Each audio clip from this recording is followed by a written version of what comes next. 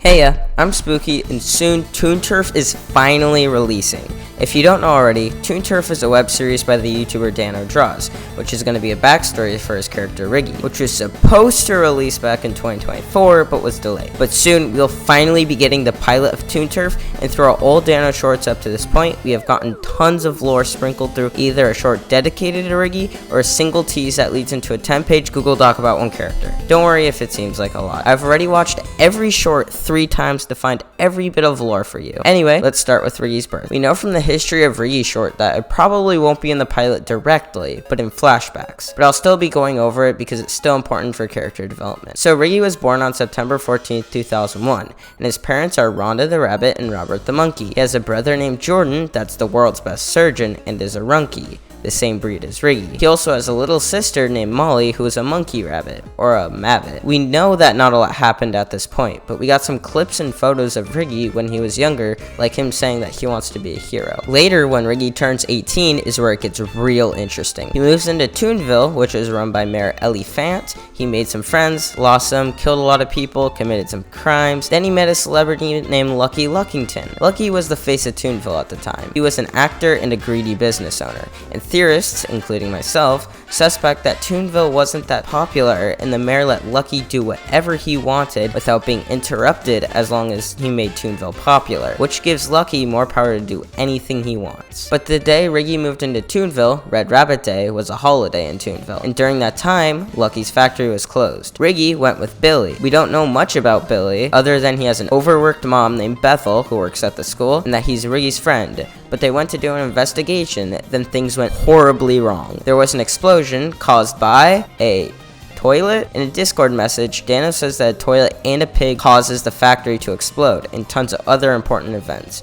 which has driven theorists, like Dacia, insane. But we know that Riggy has a pig named Jimmy, so maybe he'll play a role in the factory exploding? But in the factory report card, we see that there's a crossed out section that says Lucky refuses to give security camera footage for personal reasons, and then he claims it was lost in the explosion. We also get these government documents. Now I'll go over each one carefully, but I should mention really quick that Riggy's greatest enemy isn't just one person, but a whole species, and it is the penguins. They want revenge on him for some reason. Now, before I go into the documents, it is important to know this character. This is Absinthe. She's kind of like a theorist, but she first appears in the Are You Being Watched short, and she doesn't like Riggy. In the Why Disney Stopped Making Animated Movies short, we see text like murderer, sister, and he killed her, probably hinting that Riggy killed someone significant to her. But when trying to create a portal to the real world, she lets Barry, another of Riggy's friends, get through, which causes all sorts of mayhem. Also, Absinthe describes herself as a hallucination. She says that she won't be in Toonturf, but maybe she'll help cause some important events, but she gives us clues to find out more on the lore and filled in the blanks on these documents for us.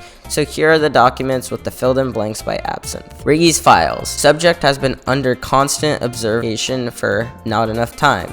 Day's interest, level maximum. Seen interacting with multiple known criminals. However, allegiance can be traced to no one. Free agent, double agent, maybe quadruple agent? Oh, how little we knew. Or simply an agent of chaos? Helps some while ruining others. Definitely not the hero. However, he has seemingly fulfilled the so-called prophetic texts and the multiple instances that have killed many, shown only rare guilt. Begrudgingly left subject 656, also known as Billy, for dead. Carries multiple fake IDs, has strange interests in L, also known as Lucky. Keep under observation. Maybe accomplice, disappears at random times. Could he be leaving maybe through the doors? Disbanded with Fox Gang. Run-in with inmate 1800, aka Squeaker the Penguin. Resulted in losing one organ, which was his kidney. Friction with Penguin sector apparent. Status, enemies. Assessment, keep under supervision. Squeaker's files. Possible steroid use. Obvious muscle for the Toonville Mafia. Once had a family, however, they have been. What do you think? Subject of blackmail. Apprehended by the chief police and sentenced for run-in with R, also known as Riggy. Interestingly, no part of Runkey reporting the incident. Codes hidden in prison letters. Continue to observe assessment, average interest. Lucky's files. He had the dream. I know it. He's seen the end. He's obsessed with power, and he'll never stop. Everyone worships him. He got his grubby gloves and everything. All hope is lost. No one can take him down. No one can do what needs to be done. He has access to out there. Now so do I. Overrated, to be honest. And he's abusing it. Once he's done, he'll simply leave. Why is Riggy the only one Maybe who can save us? Oh no, they're coming. Find this. Save us. Has never done anything wrong. We love Lucky. We love Lucky. Assessment all good. No worries. And then Absinthe says, sometimes you gotta save face. A girl's gotta live, you know. Besides, we didn't know how deep we were getting. It was about this time I started to let go. Didn't matter anymore. Either their world was gonna end or it wasn't. There's nothing I could do about it until my world ended.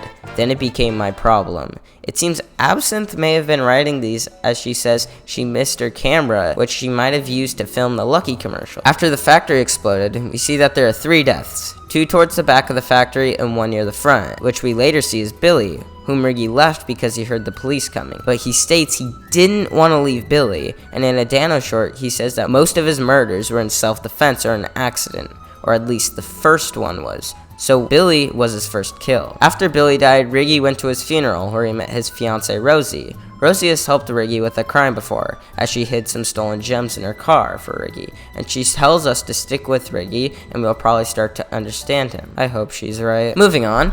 After the factory exploded, the police saw rabbit ears behind a wall, but couldn't see the color because of how much smoke there was. This person was Riggy's ex Ruby's father, which was falsely put in jail because they thought he was the rabbit behind the wall, which leads us over to these photos that Dano sent in his Discord. Ruby and Candy's dad said, "They framed me. I'm not him. I'm not him. Please, I'm not him. I'm not him. Are you politicians colorblind? He's not me. I just want to see my daughters. Please let me go. I didn't ruin everything. He's not me." We know that their dad was framed and thrown into prison for something he didn't do, and he wants to get out, but it is interesting that he mentions the politicians. The red rabbit has red text and says, red rabbit, everything's fault.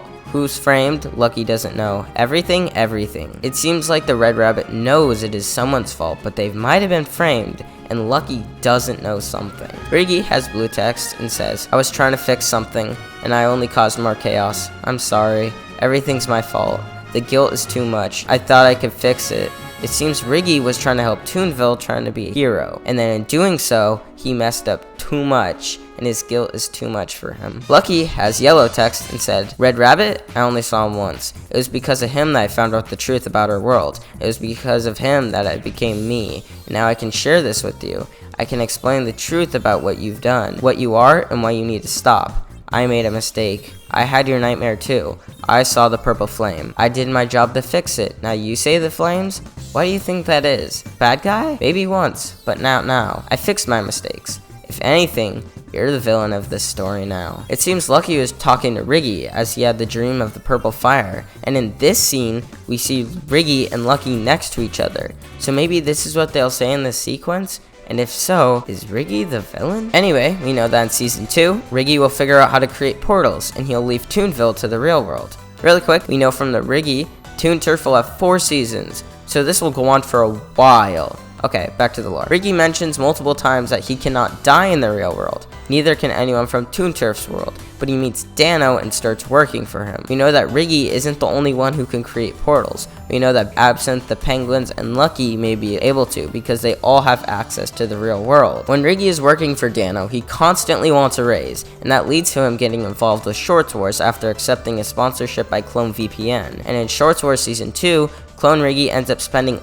all of Riggy's money on cheese puffs, which Riggy then says he's going to do something more important with that money than he can ever imagine. And at the end, Riggy says, how am I going to save them all now? So is Riggy wanting a raise connected to this? Riggy says in a short that he was busy running Toonville, so maybe he was trying to save them all from something, and the money was going to help with that? Before we get into the other lore, consider subscribing. I think it would be cool to hit 5,000 subs by the end of the year or before Toonturf releases, and it helps me get motivation to make more videos like this. Now back to the lore. Riggy made a robot named Riggybot for Dano to cover for him while he's in Toonville. Throughout all those shorts, Riggybot keeps mentioning that he wants to go to space. But then towards the end, we see that Riggy puts one of his kidneys. We don't know if he got the other one the Penguin stole back, or if he put his other one in Riggybot. But he tells them to keep it safe. Later we see the Penguins attack Riggy, and they said, ever since Lucky, and then Riggy throws them back into Toonville. But they go back through the portal, before one of them that is still there hijacks Riggybot and flies away. Dano says,